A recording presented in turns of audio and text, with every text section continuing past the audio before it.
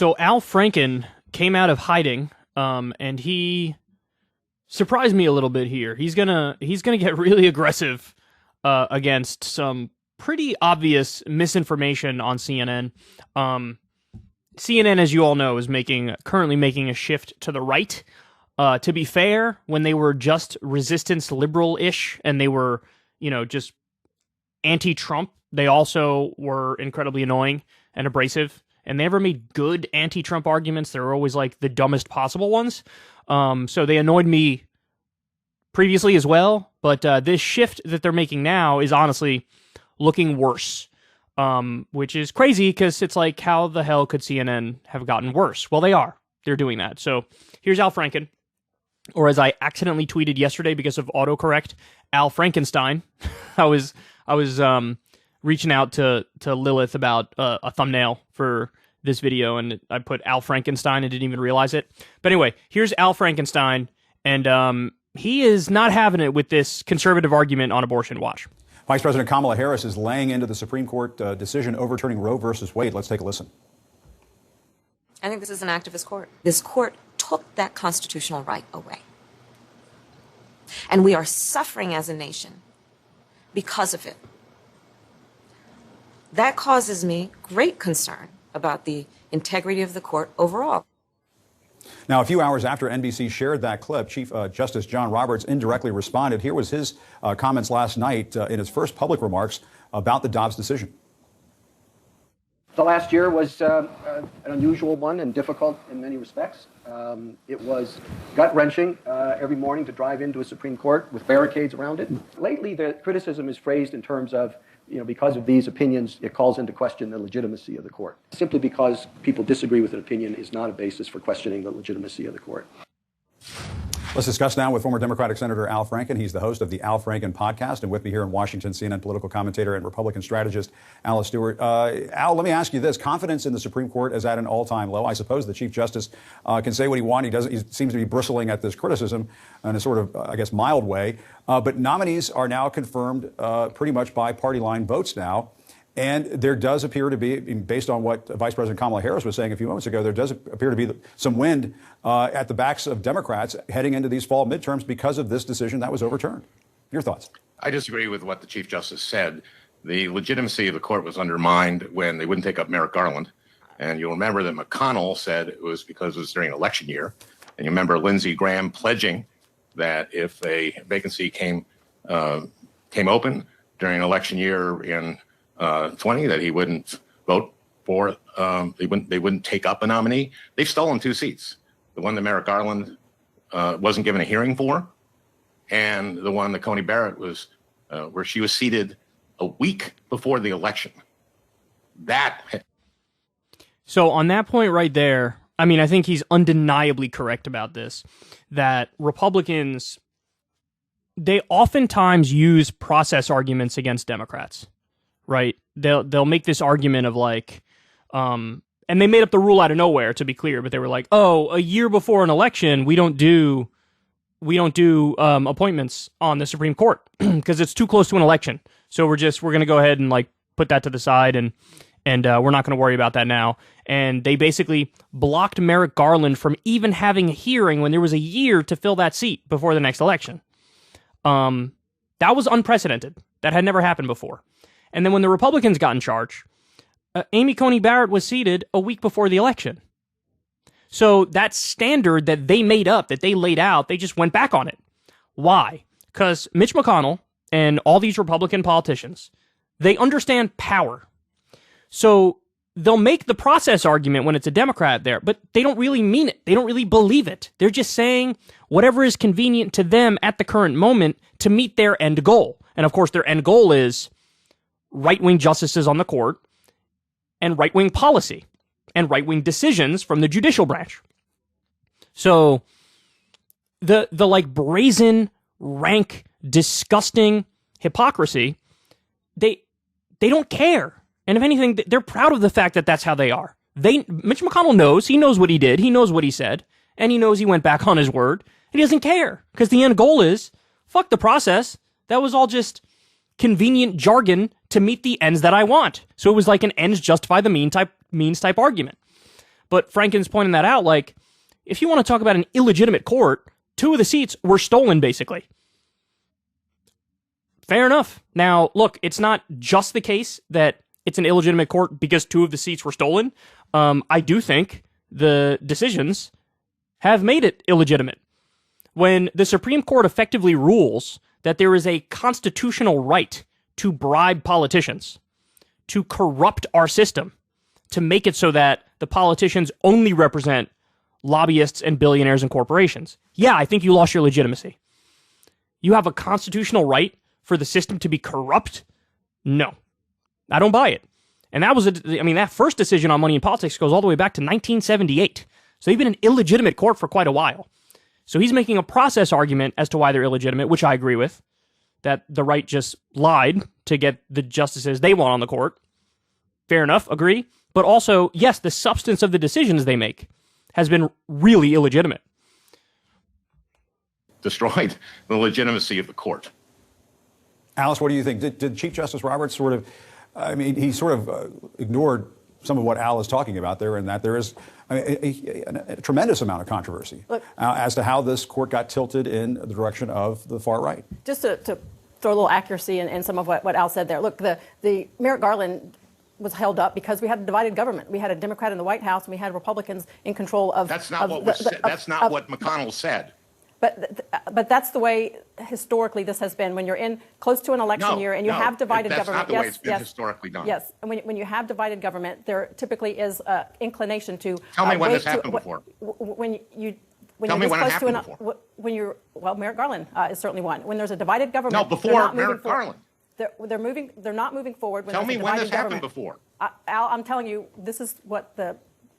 Mitch Tell me McConnell when it said. happened before. I can't. You said this is what happened historically. Tell me when it happened before. Look, this is the way that the Republicans when went. Like, I can't give you an exact example of when this happened in the past. You know why you can't? Because it hadn't happened before. This is amazing. Look, this is what happens when you get a conventional wisdom talking point machine. When you get a conventional wisdom talking point machine on CNN.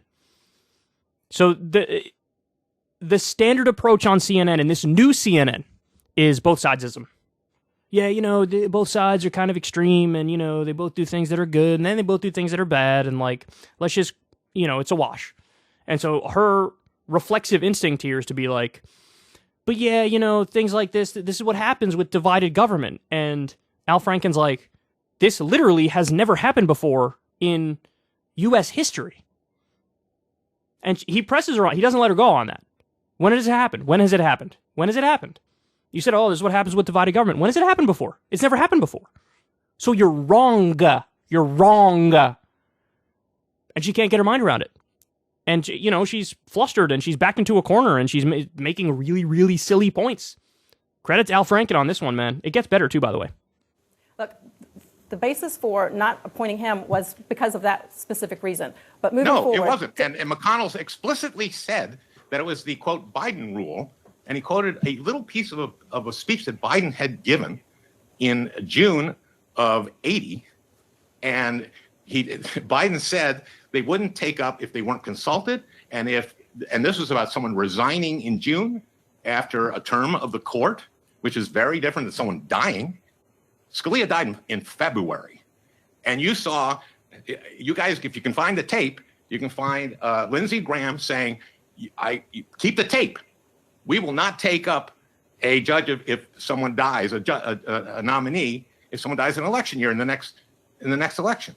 This is total hypocrisy. And I'm surprised that you're claiming this and you can't come up with an example because there is none. To get back to the point of the conversation here. No, Kamala Harris, this is the point. We're talking about Kamala Harris and her calling the current Supreme Court justices activist justices because she doesn't like the outcome of the ruling. And when they made their decision on Roe v. Wade... No. Hold on. When you say that there's an activist justice, that is a point of fact. And it's a point of fact in this sense. They're overturning precedent. In that sense, this is an activist justice. I know, so the right loves to make the argument that activist justices only exist on the left, and it's an argument they've been making for years, for as long as I can remember. It's like, oh, we're against activist judges and these activist justices on the Supreme Court, the Breyers and people like that, Sotomayor, Kagan, etc. But of course you can be an activist justice and be on the right. In fact, there was literally a whole Supreme Court era defined by that philosophy, namely the Lochner era. So it was a politically conservative but judicially activist era. That's what it is. So, I mean, she seemingly has drunk the Kool-Aid of like, you know, the activist judges can only be on the left. No, if you're overturning not just precedent, but as one of the justices said, I think it was Kavanaugh, precedent on top of precedent here, because you had Roe v. Wade and then you had Casey, which added on top of that, right? So if you're overturning basically double precedent, now it's activist. Now you could say, to be fair, you can say, look, it's activist, but it also happens to be the most plain-faced reading of the Constitution. You can make that argument if you want, but you can't say it's not activist. You can't do that. But she does, because she's a mindless CNN drone who clearly is in way over her head. And they looked at Roe v. Wade and said it was egregiously wrong from the start. And they looked at the constitutional aspect of this and saw that there was no constitutionally protected right for an abortion listed in the Constitution. That's why they took it out. And the most important thing here... Jesus Christ. Oh, they play so flippant with these conversations, man. It's so infuriating. It's so infuriating. Oh, my God. It is viewed as an extension of the right to privacy. Yes, it doesn't say the word abortion in the Constitution. We all know that. It's about what's a reasonable interpretation of the words on the page in a modern context. And is it a violation of your right to privacy to have the government get in between you and your doctor, let's say for argument's sake, when the fetus is 5 weeks old? Yeah, I would say so. I would say so. She apparently thinks otherwise. Is that this took an important issue like abortion out of the hands of 9 unelected justices and put it back in the hands of elected officials at the state level, which is exactly where it should be. And the only reason that Kamala Harris says they're activists... Now, take note. She's saying this now. What will she say if/when Republicans decide we want to ban abortion nationwide? Because almost every single conservative commentator in the country or conservative politician in the country has made this argument at one point or another. Bro, I just want to leave it up to the states, bro. I just want to leave it up to the states, bro. Okay, then what are you going to say? They just filed a petition. Pro-lifers just filed a petition with the Supreme Court for them to rule that fetal personhood is a thing, which would extend all rights right at the moment of conception. So there's a third person in the room the second you're done having sex. And, of course, Mike Pence floated a national abortion ban. Are you going to make the same argument of, just leave it up to the states, bro, when that happens? My guess is no. My guess is you'll go in the exact same direction as all the other extremists. Gee, God. The whole conversation is so disingenuous. Is because she doesn't like the outcome of their ruling. Alice, speaking of that, in Michigan, voters will decide on a ballot initiative that would enshrine abortion rights into the state constitution.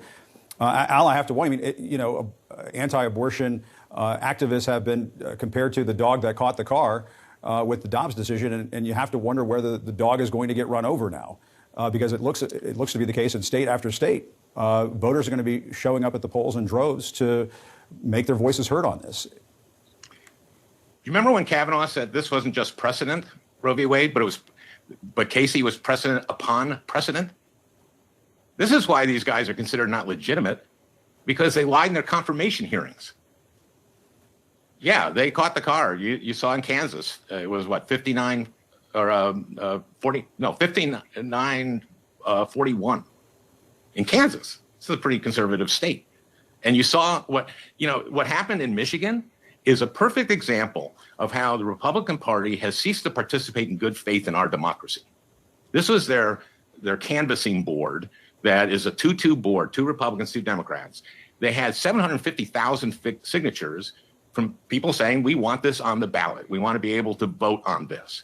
These 2 commissioners said, oh no, they found some absurd little spacing in the, and so they rejected this. Well, the Supreme Court then decided 5-2, and it's a heavily Republican Supreme Court, that what they were doing was absurd, what they were doing. So now the people of Michigan are going to decide. And look, this is something that a woman should decide.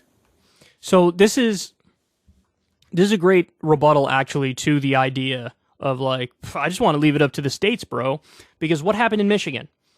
They have a direct ballot initiative process, and people who are pro-choice initiated that process, got over 700,000 signatures, which is more than enough to get on the ballot. And then you had Republicans on the approval board say, no, we're going to throw this out. So we don't want the people of Michigan voting on whether or not we establish reproductive rights and we protect them here. So again, if people were consistent, if the right-wingers were consistent when they said, bro, I just want to leave it up to the states, then when the Republicans on the board said, no, we're slapping down the state deciding and we're going to override it, and the people will not get to vote directly in Michigan on reproductive rights, every right-winger would have came out and said, whoa, hold on, that's extreme, that's insane. We said leave it up to the states, leave it up to the states. Let the voters in Michigan decide. Let them vote directly on the issue. None of them said it. They all ignored it. None of them talked about that story. Why? Because it's just that argument, it was just a means to an end of we want to end all abortion, effectively. And so it's not like, look, I would respect it more if they just were upfront with their actual position. Just be upfront with it. Don't play hide the ball. Don't hide behind process arguments. Just say what you think. But they're not. They don't do that. They don't do that at all. Leave it up to the states. Okay, CNN, the right-wing woman or whoever you are, why didn't you speak out when the thing happened in Michigan? When we were trying to leave it up to the states, but Republicans don't want voters voting directly because they know they're going to lose. That's the reality. That's the open secret here, guys. The open secret is, and this isn't just for abortion, this is for the majority of left-wing policy ideas. If you leave it up to the voters directly, guess who wins? It's the left-wing position. Perfect example of this. In Florida, in the 2020 election, Donald Trump won the state, but raising the minimum wage passed with 60% of the vote on a direct vote. And so, look, there's already a war on direct democracy, direct ballot initiatives from the right. That's going to ramp up even more. Because if Kansas voted 59% to protect the right to choose, in maybe every single state, if you leave it up to a vote, people will decide to leave some semblance, some framework of Roe versus Wade in place. So anyway, credit to Al Franken here. It's nice to see somebody not take any bullshit on CNN. It felt good to watch that finally some misinformation is getting slapped down in real time. If you want to see me and Crystal Ball interview legends like Noam Chomsky, Cornel West, and more, subscribe to Crystal, Kyle, and Friends on Substack. $5 a month gets you the video version a day early. Remember, we take 0 ad dollars for this podcast. Or you can sign up on Substack for free and get the audio version a day later. Link in the video description box below.